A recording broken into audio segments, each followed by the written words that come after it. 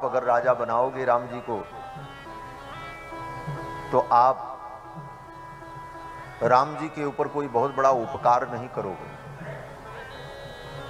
प्रजा के लोगों ने कहा कि रघुनाथ जी के अंदर वो सामर्थ्य है कि ये त्रिलोकी पर शासन करने के योग्य है। नास्य क्रोध प्रसादश्च, रघुनाथ जी का क्रोध और इनका प्रसाद निरर्थोस्ति कदाचन। राम जी का क्रोध और राम जी की कृपा कभी निरर्थक नहीं होती। प्रजा के लोगों ने कहा। बोले ये कौन सी बड़ी बात कह दी? कहते हैं बहुत बड़ी बात है, समझने वाले के लिए बहुत बड़ी बात। प्रजा के लोगों ने कहा नास्य क्रोध प्रसादश्च निरर्थोस्ति कदाचन। राम का क्रोध और राम की कृपा कभी निरर्थक नहीं होती। ये भगवान का लक्षण है। महर्षि वाल्मीकि बड़े गोपनीय ढंग से भगवान के ईश्वरत्व को प्रकट करते हैं। यहां प्रजा के द्वारा भगवान के विषय में वाल्मीकि जी कहला रहे हैं। प्रजा के लोग कह रहे हैं कि राम जी का क्रोध और राम जी की कृपा कभी निरर्थक नहीं होती। विचार करो, क्रोध और कृपा किसकी निरर्थक होती है?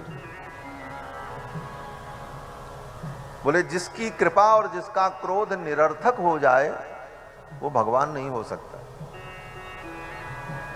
और किसी एक दो की बात नहीं, ब्रह्मा जी से शुरू करो।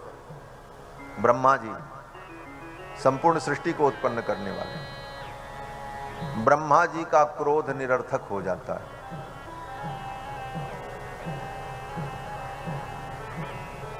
हयग्रीव नाम के दैत्य ने ब्रह्मा जी के वेद को चुरा लिया। अब ब्रह्मा जी कुछ नहीं कर पाए, उनका क्रोध व्यर्थ हो गया। वेदापहार गुरु पातक दैत्य पीड़ाद्यापद विमोचन महिष्ट फल प्रदान।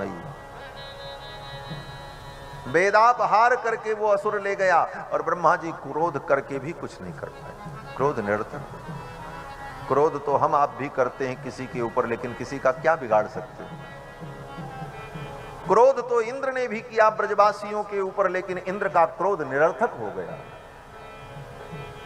जो देवताओं के राजा, जिसका क्रोध निरर्थक हो जाए, जिसकी कृपा व्यर्थ हो जाए, वो जीव होगा, वो ब्रह्म नहीं हो सकता। ब्रह्म परमात्मा की कृपा और क्रोध कभी निरर्थक नहीं। अयोध्या के लोगों ने कहा नास्य क्रोध प्रसादश्च निरर्थोस्ति कदाचन। राम जी का क्रोध कभी व्यर्थ नहीं होता। इसीलिए हनुमान जी ने लंका में कहा, जब रावण को समझाने लगे हनुमान जी, तो हनुमान जी ने कहा लंकेश अभी भी समय है, मान जाओ। जानकी जी को ससम्मान विदा कर दो, वापस कर दो और राम जी की शरणागति कर लो।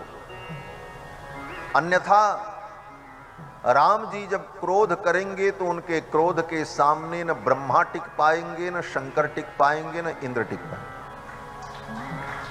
हनुमान जी ने स्पष्ट कहा, तुमने ब्रह्मा को, शंकर को पूजा करके अपने अनुकूल बना लिया, इंद्रादि देवताओं को अपने बल के कारण अपने अधीन कर लिया, लेकिन ये सारे देवता मिल करके भी तुम्हारी रक्षा नहीं कर पाए। हनुमान जी ने यही कहा, ब्रह्मा स्वयंभु चतुराननो वा। ब्रह्मा, स्वयंभू, चतुरानन, ये तीनों ब्रह्मा का ही नाम है।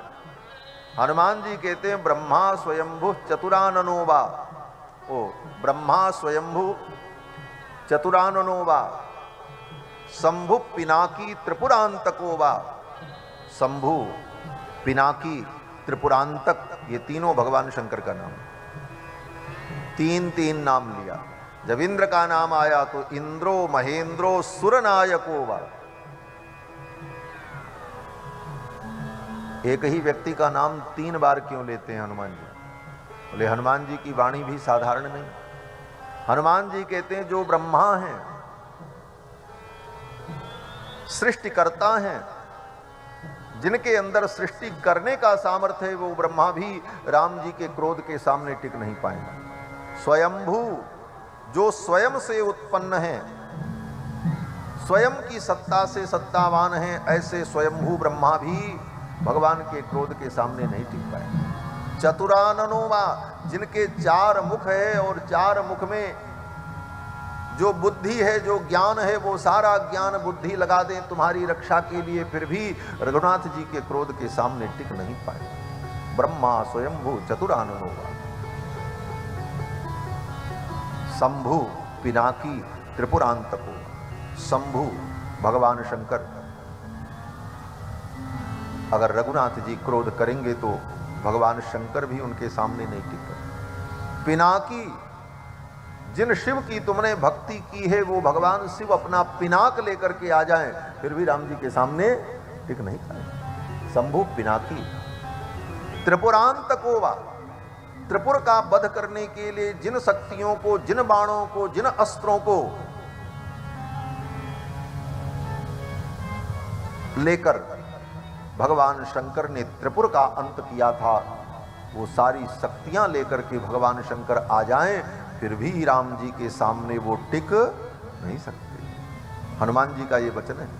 शंभु पिनाकी त्रिपुरांतकोवा, इंद्रो महेंद्रो सुरनायकोवा। इंद्र जो देवताओं के राजा हैं, वो आ जाएं, नहीं टिक सकते। महेंद्रो, महेंद्र भी इंद्र का ही नाम है, लेकिन महेंद्र नाम इंद्र का कब पड़ा है? बोले जब वृत्रासुर का वध किया है इंद्र ने, तो इंद्र का नाम महेंद्र हो गया। और वृत्रासुर का वध कैसे किया? बोले दधीच की हड्डी से वज्र का निर्माण किया, और उस वज्र में भगवान विष्णु की शक्ति प्रतिष्ठित हुई, तब उस वज्र के द्वारा इंद्र ने वृत्रासुर को मारा था। हनुमान जी कहते हैं वृत्रासुर का वध करने वाले जो महेंद्र हैं, वो अपना वज्र लेकर के भी आ जाएं, फिर भी राम जी के सामने टिक नहीं सकते। इंद्रो महेंद्रो सुरनायकोवा, जो देवताओं के नायक हैं।